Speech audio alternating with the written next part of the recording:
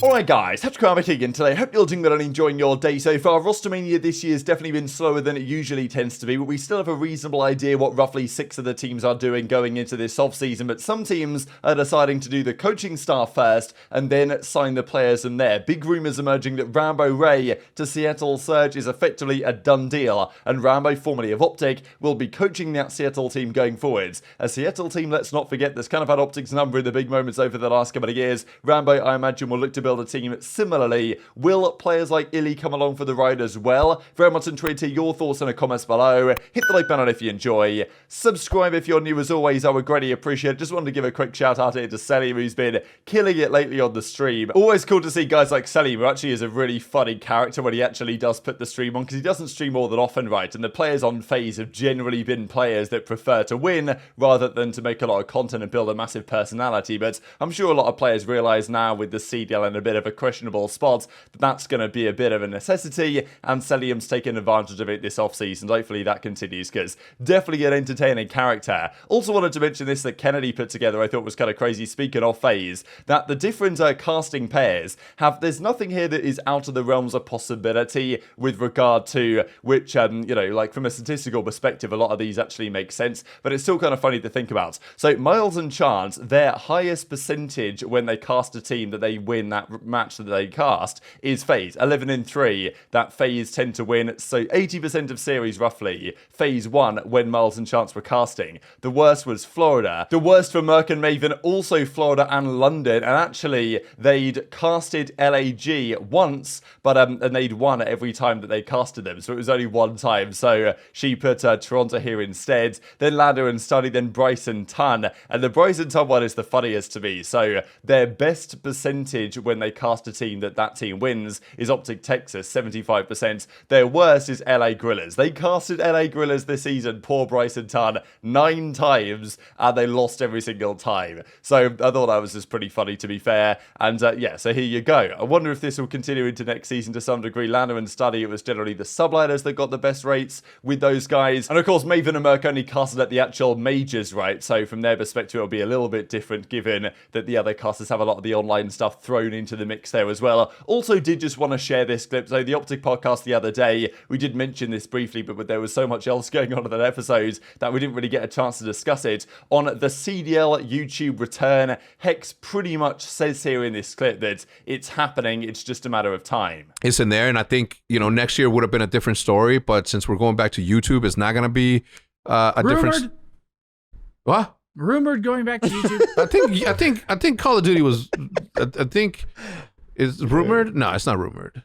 I think by now Hasn't everybody been officially released. Hasn't been officially released, but I can. But through the grapevine. Not that I know. Not that I know. Listen, Rumored. Trickle through the grapevine. Rumored, allegedly.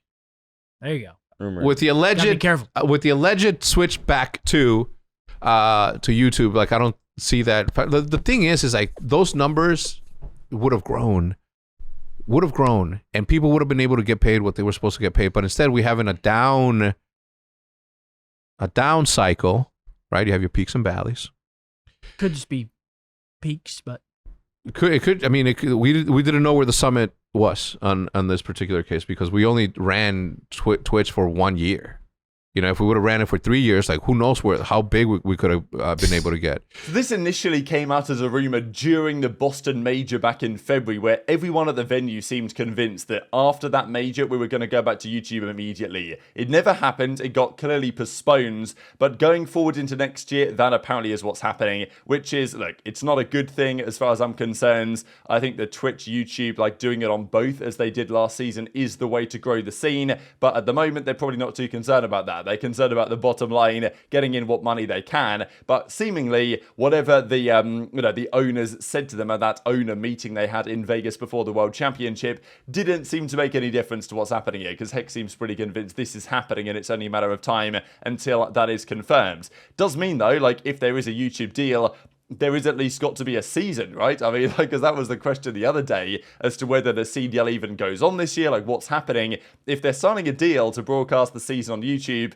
there is going to be a season. So, you know, maybe that's a positive we can take, but we've got to take what we can at the moment because it definitely, esports and like Activision-led esports are in a questionable spot. Do wonder what that means for the likes of Scump and the likes of Zuma. Of course, Zuma struggled when he was streaming on Twitch, which he still does, to do a good watch party when it was on YouTube. He had to cover up everything. I think he also mentioned that they would never really let him go to the events to stream on YouTube from the events. Like, they wouldn't fund him to do the watch parties in person there. So I wonder what happens on that one. I'm sure Scump is heavily thinking, given he does have a massive YouTube channel, about making the switch over there, because if he could do a proper watch party on YouTube, surely that makes more sense than staying on Twitch. But I don't know, it's going to be an interesting one. So we'll see what the coming months bring, especially if it goes to YouTube for one season, then the CDL changes massively, Microsoft comes in, goes back to Twitch. Like, if Scump signs like a 2-year deal on YouTube, then he might regret that. So I think there's some questions to be answered on that one. Let's dive into Rostermania then. Gusify here says, interesting roster out of LAG. Am I on it? Says RC. So I really don't know what LAG are doing right now. There's been some rumors going around that maybe Clay could find his way here. I'd be interested to see whether Clay could go to Rokkr as well, especially with the name we're going to have attached to the Rokkr here in a couple of seconds.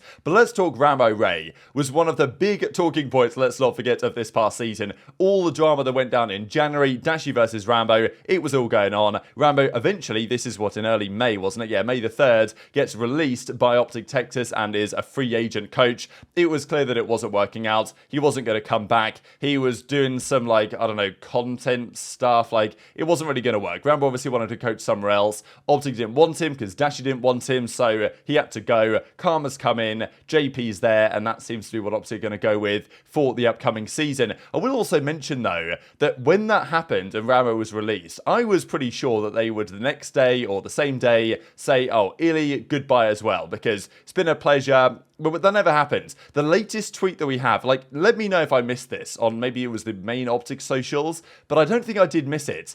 Have they ever actually said goodbye to iLLeY? Because he's not there anymore. Shotzzy confirmed it on stream. iLLeY's not part of OpTic any longer. It's quite clear looking at iLLeY's socials that he's not part of OpTic any longer. He's not going to be a substitute for them, to our understanding. He's been released. That's all we know. But they've never said goodbye. I don't really know why, because they said goodbye to Rambo at, I think, a similar time to when they released iLLeY. But I don't know exactly what's happening there. Like, the only tweet we have that says goodbye to iLLeY is back last year in August when they dropped him the last time, right? This is the other tweet we have, like, through the highs and lows, whatever it takes. Good luck to what's next. So maybe they're just like, oh, we already said goodbye to him once, so you know, we'll just leave it there. So I'm a bit confused by that, but it does mean that Rambo and potentially Huke and potentially iLLeY could be options for the Seattle Surge. July the 4th, Ronnie said that Rambo Ray has held talks about joining Seattle Surge, and last night he says this is a done deal. Now, obviously, as of recording, no announcement on this yet, but still, we'd expect it to happen in the coming days. Ronnie's been pretty good on this stuff in general, and if he reckons this is done,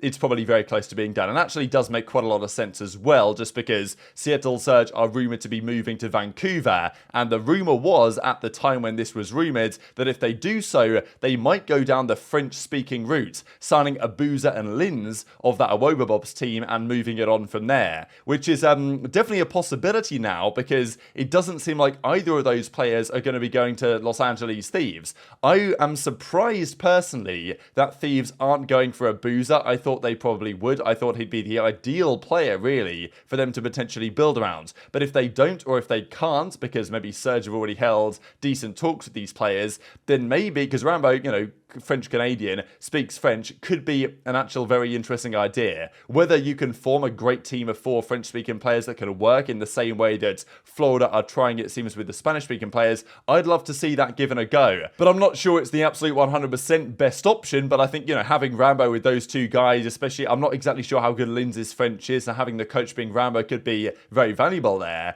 But the other players you might bring in, there's some other options. Those options may well include the likes of iLLeY and potentially Huke as well. Rambo's relationship with Huke, I'm not exactly sure what that looks like, because it was a bit of a controversial season for those guys in the Cold War days when they got rid of Huke, and like Krim was like, oh, look at the minimap and all this stuff. So I'm not exactly sure what happened there, and Rambo wasn't really coaching the team any longer when Huke was on the roster this season on OpTic. But iLLeY and Rambo, I think, definitely do get on. So there's an option, because we thought maybe iLLeY and Arcetes was going to be a duo on Los Angeles Guerrillas. Then it was like, okay, that's not going to be a duo anymore, and then maybe it is again. Maybe iLLeY's still going to go to LAG. loads of questions there. But if Rambo does get signed as the coach to Surge, and they're like, look, Rambo, build us a team, because Surge need to rebuild. They've just lost Pred to OpTic. It's not a great look. They've just lost Sib to the New York Subliners, the world champions. Not a great look. And Surge have been the team that have knocked OpTic out of the world championship the last 2 years in a row. So I'm sure there's part of Rambo, maybe iLLeY as well, that would quite like to join a franchise that could do stuff like that. But intrigued to your perspective in the comments below. The other big roster rumor of the day is this from the Minnesota Rokkr, with Owakening being a top target. Now, Awakening's been a player that's, the community reception has swung an awful lot, I think, this entire season, from like, oh, Awakening's so good, guy gets so many kills, like really impactful slayer, to, oh yeah, this guy just plays for kills, like he's a terrible player and all this. Like, the truth is probably neither of those, and it's more somewhere in between. But Awakening, of the options left on the market, is one of the highest ceiling players out there. Now, he's not an SMG player. He can probably run a bit of a flex role, which is, I think, where I'd prefer to see him fit, and I thought he was great with the MP5 and the M4 way back in the Modern Warfare 2019 days when he first came into the scene and was causing a lot of controversy with the whole, yeah, people thought he was wall hacking and all this stuff. That turned out not to be the case, and actually Ronnie goes on later in the day to retweet this, and usually when Ronnie retweets stuff, it probably means he's got like an extra source or some extra information that implies that's going to be the case. So this seems quite likely now that Awakening to Rokkr might be an option. It does make sense, right? If you, okay, we talked about the Lion Man cards yesterday and the fact that they're not super relevant, but if you look at the top performing Lion Man cards, you will find the likes of Temp and Beans and Nero and Awakening, and these players are the guys that, and even Vivid is up here as well, so a lot of the Boston guys actually, because they were just like so good at getting kills and so fast paced that they have very high kills per 10 and damage per 10 stat numbers, which maybe isn't super relevant when you're analyzing a player, but nonetheless, it gives you a nice, pretty number. So, but Awakening has got a high ceiling, there's no doubt. In the right hands of like an in-game leader, I think Awakening can do great things. I'm just not sure that he's really found that over the last couple of years, and I definitely have my questions about Awakening, for sure. And if I was a Rokkr fan, I would be somewhat nervous about this appointment. But then again, if you're looking in the flex role, what other options do you have that are going to be better than Awakening, in theory? Like, you've got to go for the upside. You know, maybe it doesn't work out with Awakening, but if you can get the best out of him and he can actually play in the optimal way, he's got the talent to be really impactful. So I think if you're a Rokkr fan, you've probably got to say, you know what, fair enough. The question is, who's your other AR? Do you bring back Attach? We talked about that yesterday as an option. I'm also thinking about Clay. I've thought for some time that Clay and Awakening, if they could get on, if their personalities would mesh, which I think they could be really impactful, because Clay is a fast AI. You're not going to have to worry about pace with Clay and Awakening. Like, there's going to be plenty of pace on that roster with those two guys. And there's potentially a lot of slaying as well. So that might be where they start their team. The issue is, though, that a lot of the other SMGs are getting signed elsewhere. Afro's probably gone to the Thieves. We don't know what's going on with Capsule. Maybe he could go to Boston. We've discussed Nero. We've discussed Vivid, like some of these other guys. And I think Nasty as well. I know he's probably better on a flex, but his LAN numbers this year was an 88 rated overall. I don't think we saw a card of it, but that was his LAN rating, and he didn't play too many LAN matches, right, because they kept getting bodied round one. But still, like, Nasty is an option that should be in the ballpark, I think, more so than he presently is. But it's the SMG line that Rokkr might be struggling to really build, and yeah, Decimate says, we're back Pioneer, TJ Halley and Decimate, right, the duo running it back, and obviously Scrappy's numbers are here, but you're not going to get him anymore, and kind of funny, right? I mean, the numbers are just so insane. And I appreciate that nobody's looking at this and saying, oh, Scrappy's an onliner, right? He was 99 rated online, 98 rated on LAN. But you've also got to consider that on LAN, you typically play better teams, right? If you're Toronto, if you're any good team, you will play online. You play like the average team you play is like an averagely good team, because you play all the good teams, all the bad teams. Whereas on LAN, you might play a bad team round one, but if you're starting in winners, you're probably playing a decent team round one, and then you're playing a better team, and then you're playing an even better team after that. So theoretically, if you're making a run on LAN, your competition is way harder, and therefore it's more difficult theoretically to have a good record and to have good numbers. But you know, Scrappy and other players seem to defy normal logic on that one. So very much intrigued to hear your thoughts on all this stuff in the comment section below. Hit the like button if you enjoyed, subscribe if you're new, take care, and I'll see you next time.